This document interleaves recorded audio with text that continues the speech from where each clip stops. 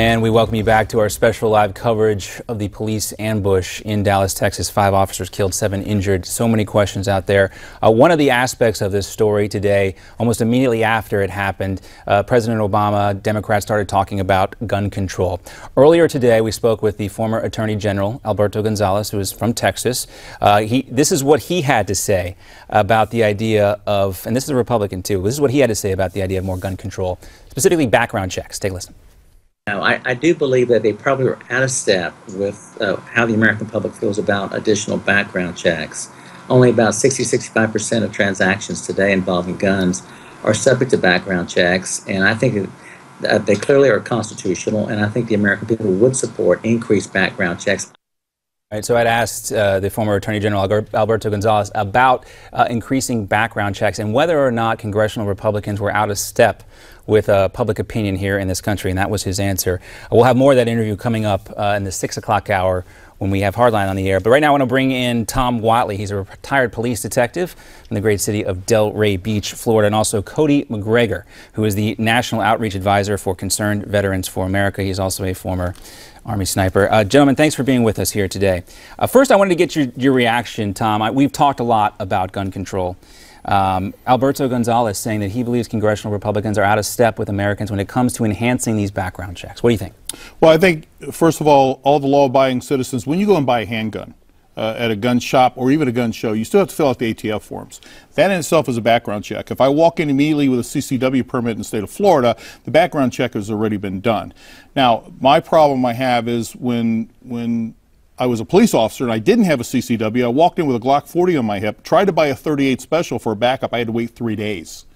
So I had a 3-day waiting period with a gun on my hip walking into a gun store and a necktie on.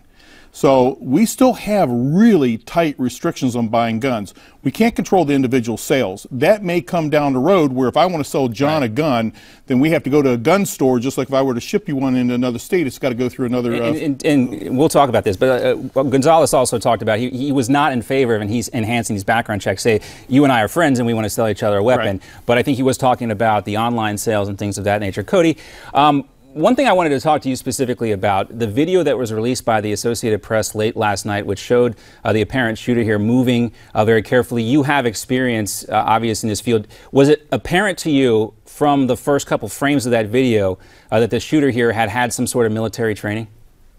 Well, first I want to commend the brave men and women who ran into fire and moved fellow Texans out of the way and stepped up and really served not only our nation but the great city of Texas. And second, clearly the shooter had his targets picked out. He knew how he wanted to move and he knew the areas he wanted to focus on. And having a vantage point at that elevation when you're looking down on an area, and that area of Dallas, the streets are wide, it's difficult to hide. He definitely had an advantage, and it's very demoralizing to not know where those rounds are coming from when they're echoing around the city. And I don't want to give too much the interview away, but another thing Alberto Gonzales talked about, Tom, was the fact that he talks to a lot of law enforcement members who are concerned not necessarily about the access to guns, but the caliber and the firepower that's out there on the street. What do you think? Well, I think the firepower, listen, our fellow sniper will tell you that, a .556 or a .223 round is not the most powerful round out there. It's the idea that, what it can penetrate, what it can be used for as far as, in a rifle capacity. To me, what is the difference if you take a Glock 40, 2 Glock 40s with 15-round mags versus a 30-round magazine with the same firepower? You're still going to do a lot of damage in that. So I think controlling the guns, with 300 million weapons out there, that's going to be a tall order. Right. We don't know exactly. I don't know if we've got confirmation on what kind of weapon took place or whether or not the shooter bought the weapon legally. We'll try to get clarification on that. But Cody, Tom was talking about a Glock 40, which is a handgun, of course. This guy had a rifle.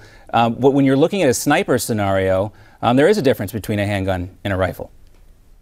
Certainly. I mean, the range obviously is much further with a long rifle, and I think we're focusing on the wrong thing here. I don't think this is a gun issue. I mean, this is a liberal policies that are tearing apart the fabric of our country. I mean, you're talking about you could walk down to a sporting goods store and buy a deer rifle and essentially do the same type of thing. And So we've got to have proper policies in place to start stopping individuals like this. This is so true. I mean, you can walk into Walmart today in this country, buy a deer rifle off the shelf, and that's a very powerful weapon. And Cody, I don't want to spend too much time on this gun control issue. We did want to bring it up because it was as unfortunate as this is, and I hate to sound this cynical, but I looked at my watch last night and said, let's just wait and see how long it takes. And unfortunately, it wasn't very long before you start hearing the same talking points from the same sources over and over again. What we want to try and do is kind of separate the wheat from the chaff here when it comes to this gun control issue, so that our audience is educated when they hear these talking points coming from Loretta Lynch or President Obama, or even, you know, congressional Republicans, when they start talking about having these votes on the no-fly, no-buy list, that they are educated. John, can I tell you, I've heard the term weapons of war. Right. You know, our sniper will tell you that if we were to take a civilian AR-15 and give it to one of our military guys in the desert overseas, they would get slaughtered with that weapon because it's not designed to be a military weapon. You would have to do severe modifications to that, which of course is a federal offense if you do that without the proper tax stamps. So, you know, they're not full automatic weapons. They're single trigger, single pull weapons. So they're not weapons of war. So I wanted that to be clarified, but that term gets thrown around loosely. Yeah, and you know, it was clearly one of those things, Cody, that was tested by the Obama administration. It was used in talking points because you heard that term, weapons of war, over and over again immediately after the Orlando shooting. Bad guys are going to get guns regardless of what laws you pass. And that's the bottom line.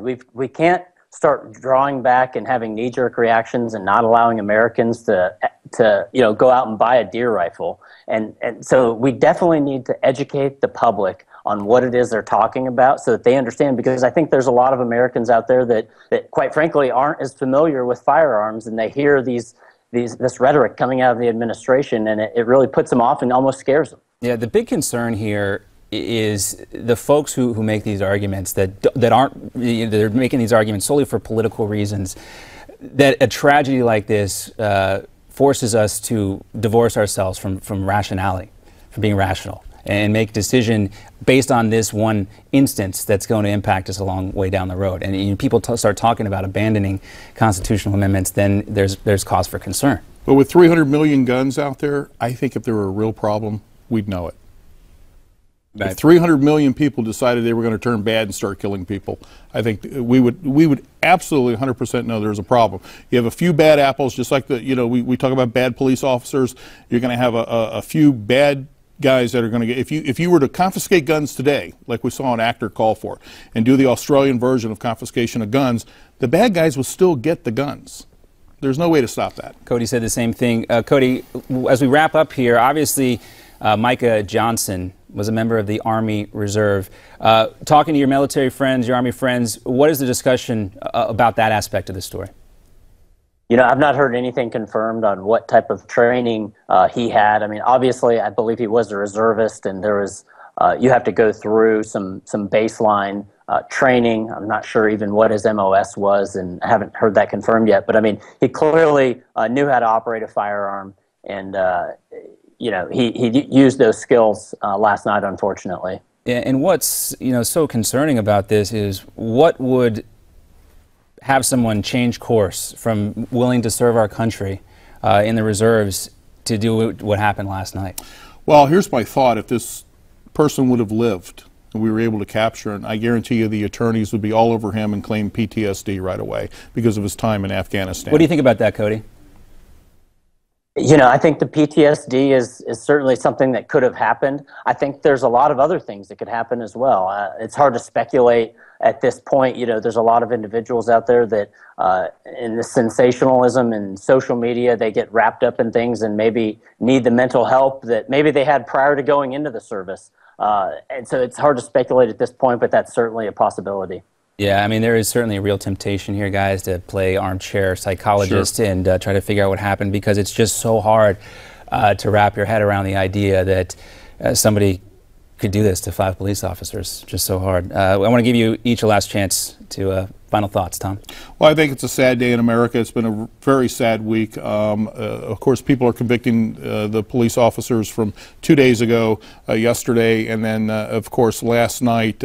We're seeing a paradigm shift. I think the silent majority is starting to be vocal now. The pro-police people are starting to come around. Cody, last word to you.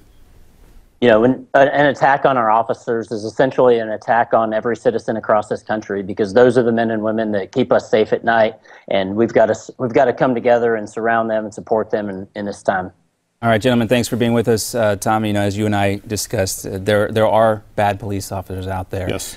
But it's the overwhelming tiny amount of them, and it's unfortunate that this has turned into this type of situation. I saw a video of it out of Atlanta earlier today. People just going up to cops and hugging them. Yeah. Hug a police officer. Hug a cop today, guys. You might even get out of a speeding ticket, too.